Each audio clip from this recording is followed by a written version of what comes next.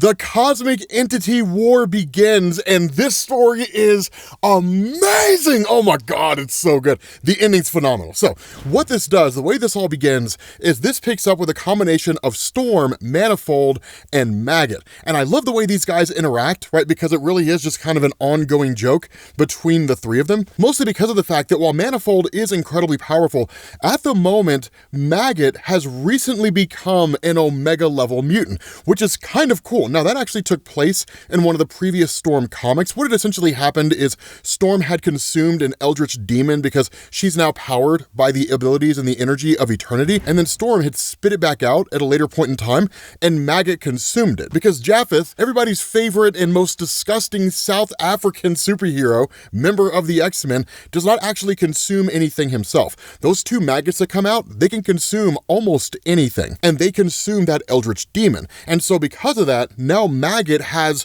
what's basically Eldritch demonic power. So his abilities have been amplified. For the most part, the only thing this really seems to do is enhance what he can consume. So now he can consume a variety of different things that he wouldn't normally be able to consume, which is good because what he eats actually influences the amount of power he has, not just in terms of the size of the thing he eats, but the amount of power the thing has that he eats. So like Cell eating Android 17 and 18. And so again, it's kind of funny here, right, with the banter, because Manifold asked the question, like, how in the world is Maggot gonna eat this gigantic alien thing that we're dealing with out here? And the response of Maggot is, well, this is a discussion between two Omegas, Manifold, myself and Storm.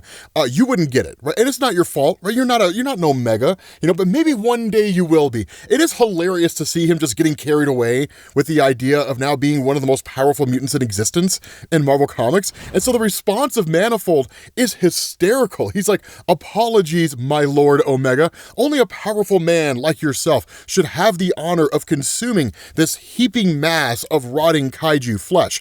My lowly self would only be able to do something so uninteresting as to teleport it into the sun and incinerating it in an instant. But you deserve every bite. And so in response to that, Maggot's like, hey, Shuri, and then Manifold immediately turns around because he's got a thing for Shuri. And that's where Maggot's like, I'm just messing with you, man. But like, it was kind of what I figured, right? As soon as Shuri pops up, suddenly all that courage goes out the window. You start getting weak at the knees and you start to blush, just like every guy ever who has a crush on a girl, right? And so it's kind of hilarious because in that moment, Storm, of course, channels her energy and sends lightning throughout the entirety of this dead critter. The idea is to basically eliminate any bacteria or anything that's in it that could potentially kill Maggot, because that's the other side and the caveat of Maggot, that while he can consume pretty much anything, if he consumes something that could actually destroy him or kill him, it will, right? So again, there's huge benefits and drawbacks to the power that he has. Maybe we should make a video about him, right? Maggot's one of the most slept on characters in Marvel. He's disgusting as hell,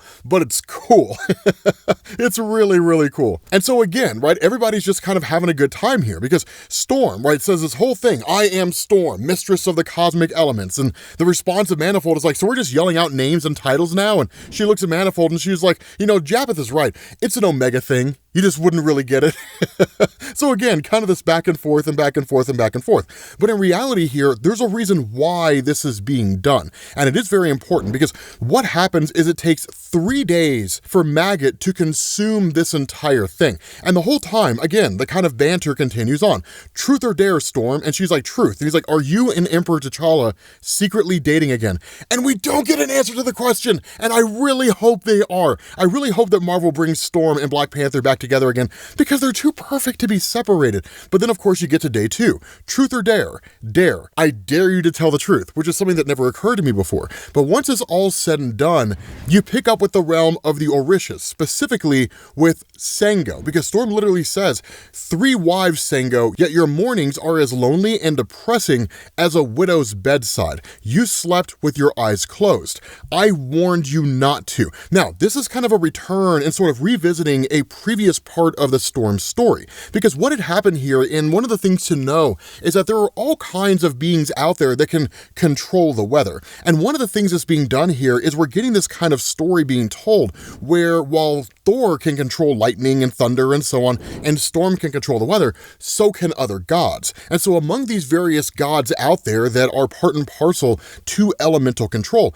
which among them is the most powerful, right? Who among them is the most capable of controlling the weather? And so what you're talking about here are very ancient gods, almost nearly elder gods, with regards to how long they've been around. And so that's why Sango, when he sees Storm, immediately says, "You." Right? The earthling. You have the self-assurance that only the folly of youth can bring. Allow me to re-educate you. And Storm fires back. Now here's the thing, and this is why things like this become so cool. If you're someone who's not familiar with Marvel Comics, it's almost very easy to fall down this path of saying that just by default, cosmic entities, gods, beings on Earth, mutants or otherwise, they're all kind of in these echelons of power, where there's this clear delineation between who's more powerful and who's less powerful. But one of the best things about Marvel Comics is when you're talking about Omega level mutants, those rules don't apply. Omega level mutants being every bit as capable as even some of the most powerful gods, and even more powerful than some of the most powerful gods. And so where you have this guy who is a godly being, when facing off against an Omega level mutant like Storm, he's facing a rival, he's facing an equal. And so that's why Storm says, "You came to my homeworld, Storm God. You conjured an anomaly that took the lives of my people. I have done neither you nor your people any harm, yet you attacked me like I was cheap game. To escape your grasp, I had to do the unthinkable. You made me cut my hair." But in response to that, Sango says, "Lightning infused with solar radiation to keep me from escaping. I am not the storm god who retreats. I am not you, child." And that's what's so cool, because following this, we get this really, really cool monologue that kind of runs over the nature of Storm. Because for the uninitiated, Storm is a member of the X-Men and she controls the weather. But once you get more familiar with her character and you learn about her history in Marvel Comics, you start to realize she's far more well-rounded than that. Giggity. Specifically, what we're told here is Storm was not always the juggernaut that she is today. There were decades of her life when she did not possess her mutant abilities. To win battles, to win fights, she had to rely on skill and cunning. She trained her senses till her knuckles bled and her smarts until her nerves spasmed. She fought everything her world could throw at her to become Earth's mightiest mutant, the Omega of Omegas, the Omega Annihilator. It's a really phenomenal thing because that's the case, right? Storm is incredibly capable. In the case where Storm loses her powers, which it's happened before, Storm will go toe-to-toe with you hand to hand, right? In just physical combat. And she is a very capable fighter. Not the best fighter there ever was, but certainly more than enough to give you a few lumps around the noggin, if you understand what I'm saying. So again, it's really cool to see this kind of homage being paid to the full history of her character. But more so than that, what she tells Sango is, "I am not alone." And that's why Maggot was eating just that giant critter out there,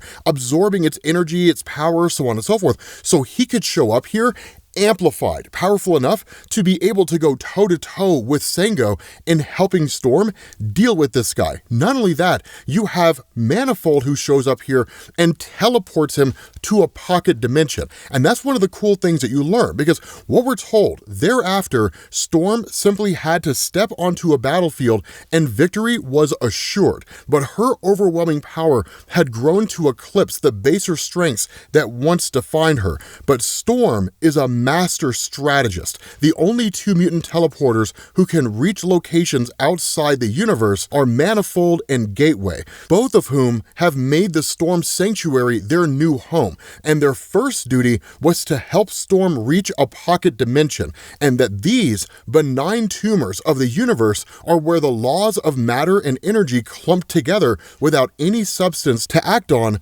but time and space. Unusual growths, realms never meant meant to exist, realms completely cut off from the main universe. Without a teleporter, there is no reaching them. Without a teleporter, there is no escaping them. Now, here's the interesting thing about this, right? Because in effect, Sango is now stuck in this pocket dimension. This is an interesting interpretation of pocket dimensions because, as we mentioned in our previous Franklin Richards video, pocket dimensions are part and parcel to the universe itself. They don't necessarily exist outside of a universe. So what you're witnessing here is real-time modifications to the overall mythos of the Marvel multiverse and everything contained within. Now, how long this sticks is only really just a matter of interpretation and time. So we won't necessarily know if this is something that Marvel sticks with for the long haul. But in the interim, it is kind of a cool concept because it kind of continues on, right? These pocket dimensions have become Storm's personal prison cells for dangerous and powerful beings. And so these various gods and individuals who are a clear and present danger and are individuals that Storm has come across, she's quite literally locking them away. So she's almost kind of like a police officer, so to speak, for the world itself, acting on behalf of the mutant population, but as a protector of Earth. Because following that, what you do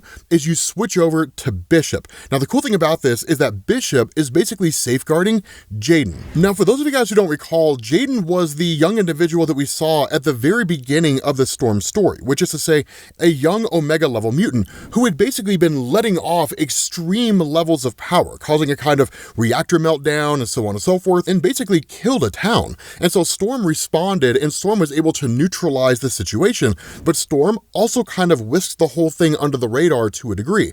But what's been happening over the course of the Storm comics is that the FBI has been tracking her down. But it's not simply just a handful of agents and some suits and some shady looking glasses, that the FBI is recruiting individuals with powers to go after mutants, specifically to go after Storm. Now, how far reaching that's going to be, I don't entirely know, so I don't know if we're looking at some kind of reworked version of the Commission on Superhuman Activities or, Project Wide Awake or something to that effect. I doubt it's that big. But what Jane reveals here is she had a nightmare, she'd lost control of her powers, and that when that happened, Bishop, of course, having the ability to absorb and release powers, had done exactly that to keep everybody from dying. And so what she tells Storm is the feds may have picked up on it, right? The one time may very well be coming for us.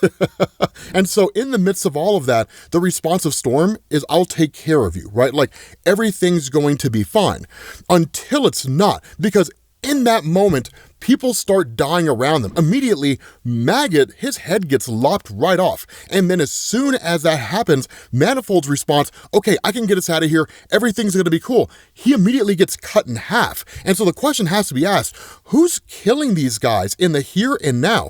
Only for us to find out that it's the feds, right? It's the FBI, specifically Agent Fabi and Agent Etienne. Now, these two guys are, again, recent introductions or new introductions into the Storm comics. So what you're seeing here is our first real introduction to what they're capable of outside of the initial interrogation that Agent Fabi had basically, engaged with Storm. But what's cool here is that, again, we kind of get this continued monologue, right? Where we're told there are many things that are worse than a god, not because they have the power to kill one, not at all. And that's where we get this kind of conversation point with Fabi in them, because he says, she chose Madripoor for a reason, Agent Etienne, of course, talking about Storm. No international body of note would question an act that takes place here. This is the only opportunity we will get to kill a god. Not even the open seas are as safe as Madripoor. What happened here today will remain an unsolved mystery to the X-Men. The Avengers will be dumbfounded. So please, for the love of all that is holy, cut that damn voodoo doll and kill Storm. Now, what he's referring to here is the nature of Madripoor, which is to say, it's the Wild West. When it comes to traveling to Madripoor, you pay your money and take your chances. You may not make it out of that place. And if you don't, well, then you brought it on yourself, because only a fool goes to that location completely oblivious to the fact that it's basically lawlessness, right? It's self-government. governing, that even organizations like S.H.I.E.L.D. give Madripoor a wide berth.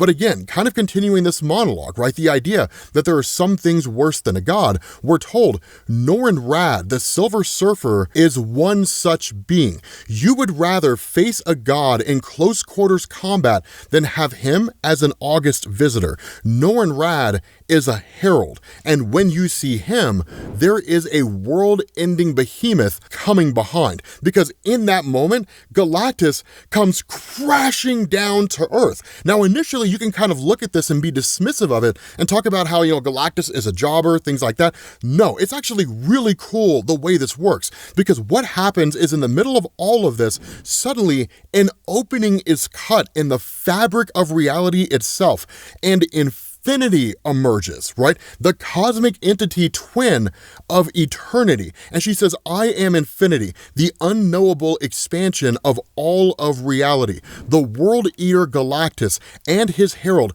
have given me no satisfying answer after I saved them from a black winter in a future time.